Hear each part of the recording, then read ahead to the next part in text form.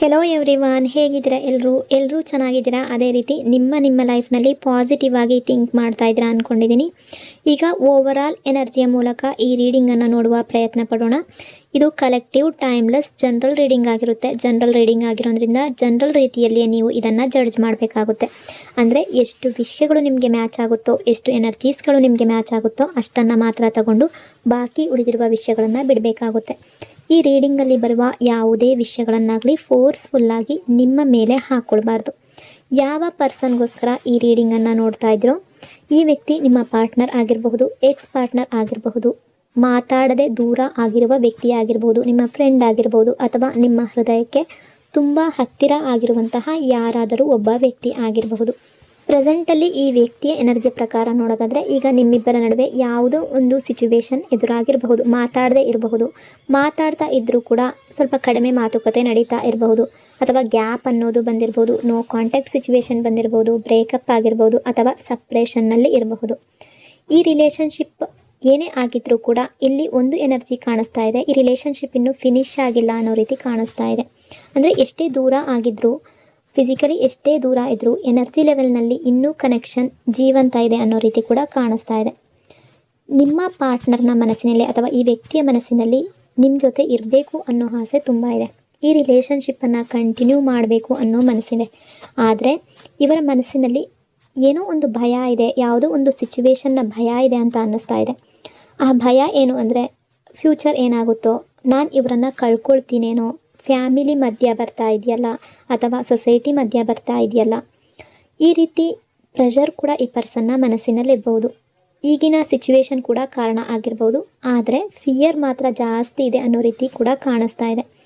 ಈ ವ್ಯಕ್ತಿಗೆ ನೀವು ದೂರ ಹೋಗಬಾರ್ದು ಅನ್ನೋ ಭಯ ತುಂಬ ಇದೆ. ನಿಮ್ಮ ಲೈಫ್ನಲ್ಲಿ ಬೇರೆ ಯಾರೂ ಕೂಡ ಬರಬಾರ್ದು, ಅಂದರೆ ನೀವು ಮೂವ್ ಆನ್ ಆಗಬಾರ್ದು, ನೀವು ಬೇರೆ ವ್ಯಕ್ತಿಯನ್ನು ಪ್ರೀತಿಸಿ ಅವರ ಲೈಫ್ನಲ್ಲಿ ಹೋಗಬಾರ್ದು ಅನ್ನೋ ಯೋಚನೆ ಕೂಡ ಇದೆ.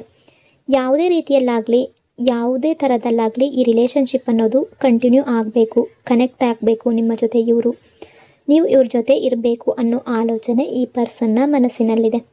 ನಿಮ್ಮಿಬ್ಬರ ರಿಲೇಷನ್ಶಿಪ್ಪಲ್ಲಿ ಕೆಲವರ ಪ್ರಕಾರ ಥರ್ಡ್ ಪಾರ್ಟಿ ಬಂದಿರಬಹುದು, ಅಥವಾ ಮ್ಯಾರೇಜ್ ಸಿಚುವೇಶನ್ ಬಂದಿರ್ಬೋದು, ಅಥವಾ ನಿಮ್ಮ ಎಫರ್ಟ್ ಜಾಸ್ತಿ ಇಲ್ಲದೆ ಇರ್ಬೋದು ಈ ರಿಲೇಷನ್ಶಿಪ್ಗೆ, ಅಥವಾ ಈ ಪರ್ಸನ್ ಜಾಸ್ತಿ ಎಫರ್ಟ್ ಹಾಕದೇ ಇರ್ಬೋದು. ಆದರೆ ಇದೆಲ್ಲ ಇದ್ದರೂ ಕೂಡ ನಾನು ಇವರನ್ನು ಕಳ್ಕೊಳ್ಬಾರ್ದು, ಈ ವ್ಯಕ್ತಿ ನನ್ನ ಲೈಫ್ಗೆ ಬೇಕು ಅನ್ನೋ ಥಾಟ್ ಈ ಪರ್ಸನ್ನ ಮನಸ್ಸಿನಲ್ಲಿದೆ. ಇವರು ಈ ರಿಲೇಷನ್ಶಿಪ್ಪಿಂದ ಬ್ರೇಕಪ್ ಆಗೋದಕ್ಕೆ ಇಷ್ಟಪಡ್ತಾ ಇಲ್ಲ, ಕಟ್ ಆಫ್ ಮಾಡೋದಕ್ಕೆ ಇಷ್ಟಪಡ್ತಾ ಇಲ್ಲ, ನಿಮ್ಮಿಂದ ದೂರ ಹೋಗೋದಕ್ಕೆ ಮನಸ್ಸಿಲ್ಲ. ಪಾಸ್ಟ್ನಲ್ಲಿ ಅಥವಾ ಹಿಂದೆ ಏನೇ ನಡೆದಿರಬಹುದು, ಅಥವಾ ಈ ರಿಲೇಷನ್ಶಿಪ್ ಸಿಚುವೇಶನ್ ಯಾವ ರೀತಿಯೇ ಇರಬಹುದು, ಬಟ್ ಇವ್ರ ಮನಸ್ಸಿನಲ್ಲಿ ಬ್ರೇಕಪ್ ಮಾಡುವಂತಹ ಯೋಚನೆ ಈಗ ಸದ್ಯದ ಪರಿಸ್ಥಿತಿಯಲ್ಲಿ ಪ್ರೆಸೆಂಟಲ್ಲಿ ಇಲ್ಲ ಅನ್ನೋ ರೀತಿ ಕಾಣಿಸ್ತಾ ಇದೆ. ಇವ್ರಿಗೆ ಈ ಸಿಚುವೇಶನ್ನಿಂದ ಸಾಕಾಗಿ ಹೋಗಿದೆ. ಇವರ ಫೀಲಿಂಗ್ಸನ್ನು ಇವ್ರಿಗೆ ಹೈಡ್ ಮಾಡ್ಕೊಳ್ಳೋದಕ್ಕೆ ಆಗ್ತಾ ಇಲ್ಲ. ಅಂದರೆ ನೀವು ದೂರ ಆದಮೇಲೆ ಇವ್ರಿಗೆ ತುಂಬ ಸಾಕಾಗಿ ಹೋಗಿದೆ ಅನ್ನೋ ರೀತಿ ಥಿಂಕ್ ಮಾಡ್ತಾ ಇದ್ದಾರೆ. ಅಟ್ರ್ಯಾಕ್ಷನನ್ನು, ನಿಮ್ಮ ಮೇಲಿರುವ ಅಟ್ರ್ಯಾಕ್ಷನನ್ನು ಕಡಿಮೆ ಮಾಡ್ಕೊಳ್ಳೋದಕ್ಕೆ ಆಗ್ತಾ ಇಲ್ಲ, ಕಂಟ್ರೋಲ್ ಮಾಡ್ಕೊಳ್ಳೋದಕ್ಕೆ ಆಗ್ತಾ ಇಲ್ಲ. ನಿಮ್ಮನ್ನು ಮಿಸ್ ಮಾಡದೇ ಇರೋದಕ್ಕೆ ಈ ಪರ್ಸನ್ನಿಂದ ಆಗ್ತಾ ಇಲ್ಲ. ಈ ಪರ್ಸನ್ಗೆ ನಿಮ್ಮ ಬಗ್ಗೆ ಎಮೋಷ್ನಲ್ ಅಟ್ರ್ಯಾಕ್ಷನ್ ಅನ್ನೋದು ತುಂಬ ಕಾಣಿಸ್ತಾ ಇದೆ. ಅದೇ ರೀತಿ ಫಿಸಿಕಲ್ ಅಟ್ರ್ಯಾಕ್ಷನ್ ಕೂಡ ಕಾಣಿಸ್ತಾ ಇದೆ ಅನ್ನೋ ರೀತಿ ಕೂಡ ಕೆಲವರ ಎನರ್ಜಿ ರಿಫ್ಲೆಕ್ಟ್ ಆಗ್ತಾ ಇದೆ. ಈ ವ್ಯಕ್ತಿ ಈಗ ತುಂಬ ಯೋಚನೆ ಮಾಡ್ತಾ ಇದ್ದಾರೆ, ನಿಮ್ಮ ಬಗ್ಗೆ ಥಿಂಕ್ ಮಾಡ್ತಾ ಇದ್ದಾರೆ. ಅಂದರೆ ಇವರು ನಿಮಗೆ ಕೇರ್ ಕೊಡಲಿಲ್ವಲ್ಲ, ಇವರು ನಿಮ್ಮ ಪ್ರೀತಿಯನ್ನು ಅರ್ಥ ಮಾಡ್ಕೊಳ್ಳಿಲ್ವಲ್ಲ, ನಿಮಗೆ ವ್ಯಾಲ್ಯೂವನ್ನು ಕೊಡಲಿಲ್ವಲ್ಲ, ಅಂದರೆ ಇವರು ಎಫರ್ಟ್ ಹಾಕಲಿಲ್ಲ ಈ ರಿಲೇಷನ್ಶಿಪ್ಪಲ್ಲಿ ಅನ್ನೋದು ಇವ್ರಿಗೆ ಈಗ ಅರ್ಥ ಆಗ್ತಾ ಇದೆ. ಪಾಸ್ಟ್ನಲ್ಲಿ ಈ ಪರ್ಸನ್ ನಿಮಗೆ ದೊಡ್ಡ ಪ್ರಾಮಿಸ್ ಮಾಡಿರಲಿಲ್ಲ ಅಂತ ಅನ್ನಿಸ್ತಾ ಇದೆ.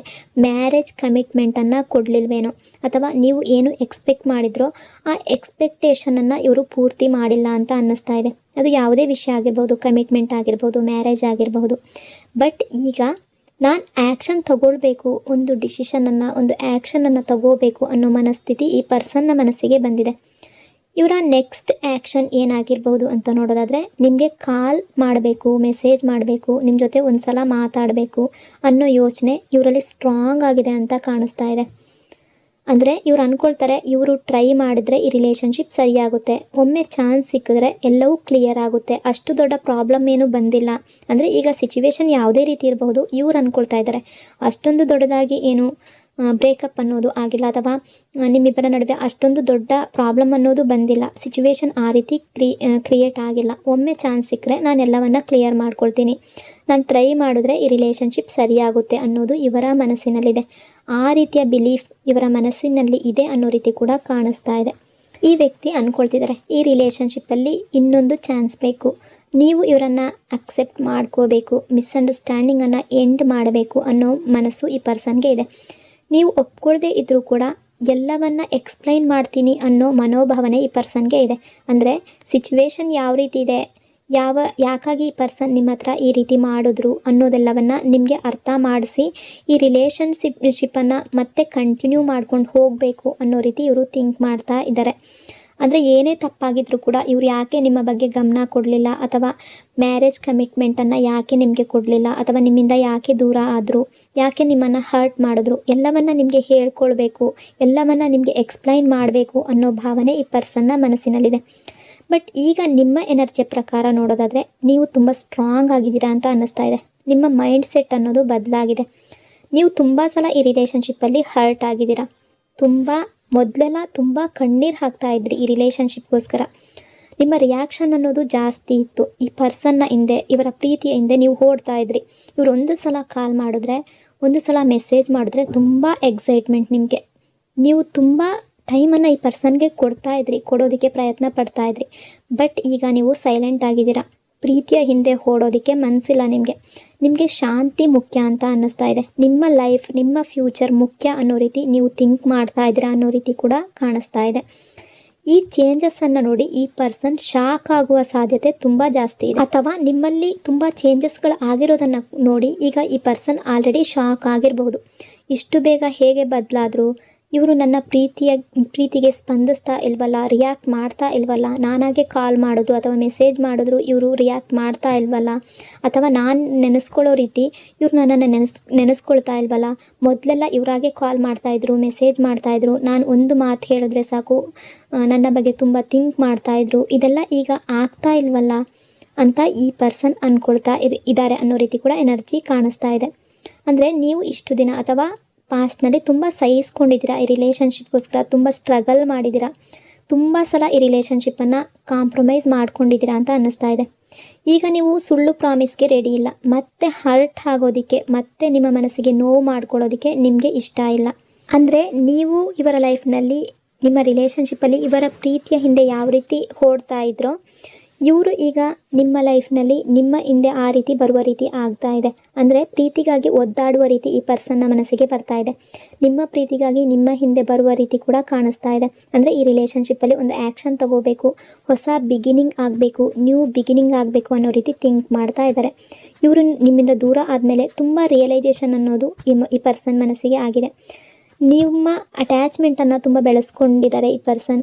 ನೀವು ಎಮೋಷ್ನಲಿ ಇವರಿಂದ ದೂರ ಆದಾಗ ಕೂಡ ತುಂಬ ಮನಸ್ಸಿಗೆ ಇವ್ರಿಗೂ ಕೂಡ ಹರ್ಟ್ ಆಗಿದೆ ಈಗ ಅನ್ನೋ ರೀತಿ ಕಾಣಿಸ್ತಾ ಇದೆ. ಅಂದರೆ ಇವರು ಮೊದಲು ಯಾವುದೇ ರೀತಿ ನಡ್ಕೊಂಡಿರಬಹುದು, ಬಟ್ ಈಗ ಸಫರ್ ಮಾಡ್ತಾ ಇದ್ದಾರೆ, ಅವ್ರಿಗೆ ರಿಗ್ರೆಟ್ ಫೀಲ್ ಆಗ್ತಾ ಇದೆ ಅನ್ನೋ ರೀತಿ ಕಾಣಿಸ್ತಾ ಇದೆ. ಪಾಸ್ಟ್ನಲ್ಲಿ ಈ ಪರ್ಸನ್ನಿಂದ ನೀವು ಏನು ಪ್ರೀತಿಯನ್ನು ಬಯಸಿದ್ರೋ ಅದು ಸಿಕ್ಕಿಲ್ಲ ಅಂತ ಅನ್ನಿಸ್ತಾ ಇದೆ. ಅಥವಾ ಈ ಪರ್ಸನ್ ಅಷ್ಟೊಂದು ಸೀರಿಯಸ್ ಆಗಿರಲಿಲ್ಲ, ಅಂದರೆ ನೀವು ಏನು ಎಕ್ಸ್ಪೆಕ್ಟ್ ಮಾಡ್ತಾಯಿದ್ರೋ ಅದು ನಿಮಗೆ ಸಿಕ್ಕಿಲ್ಲ ಅಂತ ಅನ್ನಿಸ್ತಾ ಇದೆ. ಹಾಗಾಗಿ ನಿಮ್ಮ ಎಕ್ಸ್ಪೆಕ್ಟೇಷನ್ ಏನಿದೆ ನಿಮ್ಮ ಪಾರ್ಟ್ನರ್ ಕಡೆಯಿಂದ ನಿಮಗೆ ಹರ್ಟ್ ಆಗಿರುವ ಸಾಧ್ಯತೆ ಕೂಡ ಇದೆ. ಅಥವಾ ಫ್ಯಾಮಿಲಿ ಬ್ಯಾಕ್ಗ್ರೌಂಡ್ ಆಗಿರ್ಬೋದು, ಅಥವಾ ಇಲ್ಲಿ ನೀವಿಬ್ಬರೂ ಕೂಡ ಒಬ್ಬ ವ್ಯಕ್ತಿ ಮ್ಯಾರಿಡ್ ಆಗಿರ್ಬೋದು, ಒಬ್ಬ ವ್ಯಕ್ತಿ ಅನ್ಮ್ಯಾರಿಡ್ ಆಗಿರ್ಬೋದು, ಅಥವಾ ಇಬ್ಬರು ಕೂಡ ಮ್ಯಾರಿಡ್ ಆಗಿರ್ಬೋದು, ಅಥವಾ ಫ್ಯಾಮಿಲಿ ಇಶ್ಯೂ ಏನಾದರೂ ಬಂದಿರ್ಬೋದು, ಯಾವುದೋ ಒಂದು ಸಿಚುವೇಶನ್ ಕ್ರಿಯೇಟ್ ಆಗಿರ್ಬೋದು. ಹಾಗಾಗಿ ಕೂಡ ಈ ಪರ್ಸನ್ ನಿಮ್ಮ ಜೊತೆ ಸೈಲೆಂಟ್ ಬಿಹೇವ್ ಮಾಡಿರಬಹುದು, ನಿಮ್ಮನ್ನು ಇಗ್ನೋರ್ ಮಾಡಿರಬಹುದು, ನಿಮ್ಮ ಜೊತೆ ಮಾತಾಡದೇ ಇರಬಹುದು, ಅಥವಾ ಯಾವುದೇ ನಿಮ್ಮ ಕಾಲ್ ಅಥವಾ ಮೆಸೇಜ್ಗೆ ನಿಮಗೆ ರಿಪ್ಲೈ ಮಾಡದೇ ಇರಬಹುದು, ನಿಮ್ಮನ್ನು ನೆಗ್ಲೆಕ್ಟ್ ಮಾಡಿರಬಹುದು. ಈಗ ನಿಮ್ಮ ಪಾರ್ಟ್ನರ್ ನಿಮ್ಮ ಬಗ್ಗೆ ನಿಮ್ಮಿಂದ ದೂರ ಆಗೋದಕ್ಕೆ ಇಷ್ಟಪಡ್ತಾ ಇಲ್ಲ, ಬ್ರೇಕಪ್ ಮಾಡ್ಕೊಳ್ಳೋದಕ್ಕೆ ಇಷ್ಟಪಡ್ತಾ ಇಲ್ಲ. ಇವರಿಗೆ ನಿಮ್ಮ ಜೊತೆ ಮಾತುಕತೆ ನಿಲ್ಲಿಸೋದಕ್ಕೆ ಇವರಿಗೆ ಇಷ್ಟ ಆಗ್ತಾ ಇಲ್ಲ, ನಿಮ್ಮಿಂದ ಮೂವ್ ಆನ್ ಆಗೋದಕ್ಕೆ ಇವರು ಇಷ್ಟಪಡ್ತಾ ಇಲ್ಲ, ಸಪ್ರೇಷನ್ ಇಷ್ಟಪಡ್ತಾ ಇಲ್ಲ. ನಿಮ್ಮನ್ನು ಮಾತಾಡಿಸ್ಬೇಕು ಅಂತ ಅಂದ್ಕೊಳ್ತಿದ್ದಾರೆ, ನಿಮ್ಮನ್ನು ಕಾಂಟ್ಯಾಕ್ಟ್ ಮಾಡಬೇಕು ಅಂತ ಅಂದ್ಕೊಳ್ತಿದ್ದಾರೆ. ನಿಮ್ಮಿಬ್ಬರ ನಡುವೆ ಮಾತುಕತೆ ಕಡಿಮೆ ಆಗಿದ್ರೆ ಈ ಪರ್ಸನ್, ಅಂದರೆ ನೋ ಕಾಂಟ್ಯಾಕ್ಟ್ ಸಿಚುವೇಶನ್ ಇದ್ದರೆ, ಗ್ಯಾಪ್ ಬಂದಿದ್ರೆ, ನಿಮ್ಮ ರಿಲೇಷನ್ಶಿಪ್ಪನ್ನು ಕಟ್ ಆಫ್ ಮಾಡಿದರೆ ಈ ಪರ್ಸನ್ಗೆ ಈಗ ಅದೆಲ್ಲವೂ ರಿಗ್ರೆಟ್ ಫೀಲ್ ಮಾಡ್ತಾ ಇದೆ, ಥಿಂಕ್ ಮಾಡ್ತಾ ಇದ್ದಾರೆ. ನಿಮ್ಮಿಬ್ಬರ ನಡುವೆ ಆನ್ ಆ್ಯಂಡ್ ಆಫ್ ಸಿಚುವೇಶನ್ ಏನಾದರೂ ಇದ್ದರೆ ಅದು ಎಂಡ್ ಆಗುವ ಸಾಧ್ಯತೆ ತುಂಬ ಜಾಸ್ತಿ ಕಾಣಿಸ್ತಾ ಇದೆ. ನಿಮ್ಮಿಬ್ಬರಲ್ಲಿ ಯಾರೋ ಒಬ್ಬರು ಬ್ಲಾಕ್ ಮಾಡಿದರೆ, ನಂಬರ್ ಬ್ಲಾಕ್ ಮಾಡಿದರೆ ಅದು ಅನ್ಬ್ಲಾಕ್ ಆಗುವ ಸಾಧ್ಯತೆ ತುಂಬ ಜಾಸ್ತಿ ಕಾಣಿಸ್ತಾ ಇದೆ. ಇವರು ಮಿಸ್ಟೇಕ್ ಏನಿದೆ, ಇವರ ಮಿಸ್ಟೇಕ್ ಅದು ಪಶ್ಚಾತ್ತಾಪದ ರೀತಿ ಕಾಣಿಸ್ತಾ ಇದೆ. ರಿಗ್ರೆಟ್ ಫೀಲ್ ಮಾಡ್ಕೊಳ್ತಾ ಇದ್ದಾರೆ. ನಿಮ್ಮ ಹತ್ರ ಸಾರಿ ಕೇಳುವ ಚಾನ್ಸಸ್ ತುಂಬ ಜಾಸ್ತಿ ಕಾಣಿಸ್ತಾ ಇದೆ. ಫ್ಯೂಚರ್ ಎನರ್ಜಿ ಅಕಾರ್ಡಿಂಗ್ ನೋಡೋದಾದರೆ ಈ ಪರ್ಸನ್ ನಿಮ್ಮ ಲೈಫ್ಗೆ ಮತ್ತೆ ಬರುವ ಚಾನ್ಸಸ್ ಕಾಣಿಸ್ತಾ ಇದೆ. ಈ ವ್ಯಕ್ತಿಯ ಕಡೆಯಿಂದ ಅನ್ಎಕ್ಸ್ಪೆಕ್ಟೆಡ್ ಆಗಿ ಕಾಲ್ ಮೆಸೇಜ್ ಬರಬಹುದು. ನಿಮ್ಮನ್ನು ಸಾರಿ ಕೇಳುವ ಸಾಧ್ಯತೆ ತುಂಬ ಜಾಸ್ತಿ ಇದೆ. ಆನ್ ಆ್ಯಂಡ್ ಆಫ್ ಸಿಚುವೇಶನ್ ಇದೆ, ಅದು ಕೂಡ ಎಂಡ್ ಆಗುವ ಸಾಧ್ಯತೆ ತುಂಬ ಜಾಸ್ತಿ ಕಾಣಿಸ್ತಾ ಇದೆ. ಇವರಿಗೆ ನಿಮ್ಮ ವ್ಯಾಲ್ಯೂ ಏನು ಅನ್ನೋದು ಅರ್ಥ ಆಗಿದೆ. ನೀವಿಲ್ಲದೆ ಲೈಫ್ ಖಾಲಿ ಅನ್ನೋದು ರಿಯಲೈಸ್ ಆಗಿದೆ. ನಿಮ್ಮಿಬ್ಬರ ರಿಲೇಷನ್ಶಿಪ್ಪಲ್ಲಿ ಯಾವುದೇ ಸಿಚುವೇಶನ್ ಇದ್ದರೂ ಅದನ್ನು ಕ್ಲಿಯರ್ ಮಾಡ್ತೀನಿ ಅನ್ನೋ ಬಿಲೀಫ್ ಈ ಪರ್ಸನ್ನ ಮನಸ್ಸಿನಲ್ಲಿದೆ. ಸೊ ಇಷ್ಟೆಲ್ಲ ವಿಷಯಗಳು ಈ ರೀಡಿಂಗಲ್ಲಿ ಈ ಎನರ್ಜಿಯ ಪ್ರಕಾರ ಇಲ್ಲಿ ರಿಫ್ಲೆಕ್ಟ್ ಆಗ್ತಾ ಇದೆ. ಐ ಹೋಪ್ ಈ ರೀಡಿಂಗ್ ನಿಮಗೆ ಇಷ್ಟ ಆಗಿದೆ ಅಂದ್ಕೊಂಡಿದ್ದೀನಿ. ಇಷ್ಟ ಆಗಿದ್ರೆ ಲೈಕ್ ಮತ್ತು ಶೇರ್ ಮಾಡೋದ್ರ ಜೊತೆಗೆ ಈ ವಿಡಿಯೋನ ಹೈಪ್ ಕೂಡ ಮಾಡಿ. ಈ ಚಾನಲ್ನ ಫಸ್ಟ್ ಟೈಮ್ ವಿಸಿಟ್ ಮಾಡಿದರೆ ಸಬ್ಸ್ಕ್ರೈಬ್ ಮಾಡ್ಕೊಳ್ಳಿ. ಇನ್ನೊಂದು ಡೀಪ್ ಪವರ್ಫುಲ್ ರೀಡಿಂಗ್ನೊಂದಿಗೆ ಮತ್ತೆ ಸಿಗ್ತೀನಿ. Until then, take care. Thank you so much.